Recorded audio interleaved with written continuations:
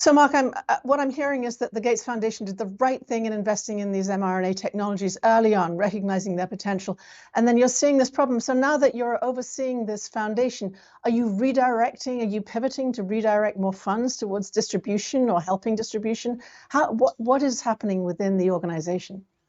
So our primary goal, again, is to look where there are gaps in equity. Now, there are still many more children dying of pneumonia and malaria. There are many more people dying of HIV and tuberculosis. And in fact, deaths from those diseases increased during the pandemic.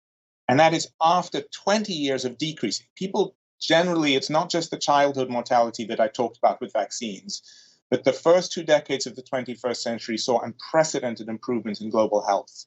We saw a halving in deaths from HIV/AIDS, largely through initiatives like PEPFAR, the Presidential Emergency Plan for AIDS, which just had its 20th anniversary, the Global Fund to Fight AIDS, TB, and Malaria.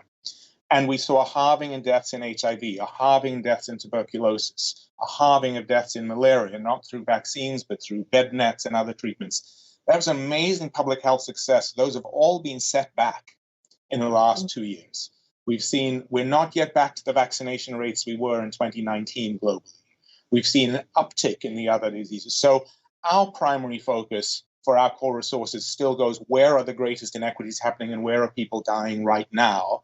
And so we remain very, very focused on those core infectious diseases that disproportionately affect the poorest.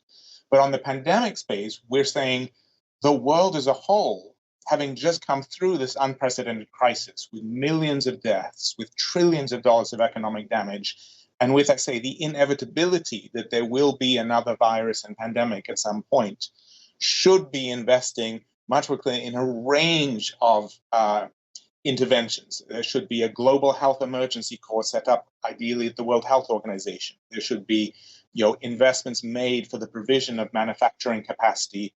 There should be investments made ready for diagnostics that will be able to be used rapidly. All of those are critical. And so we are advocating for that. We have some sets of investments that are supporting it. But really, the challenge is this should be governments taking action, putting resources in at scale, because it's the ultimate public good for their own citizens.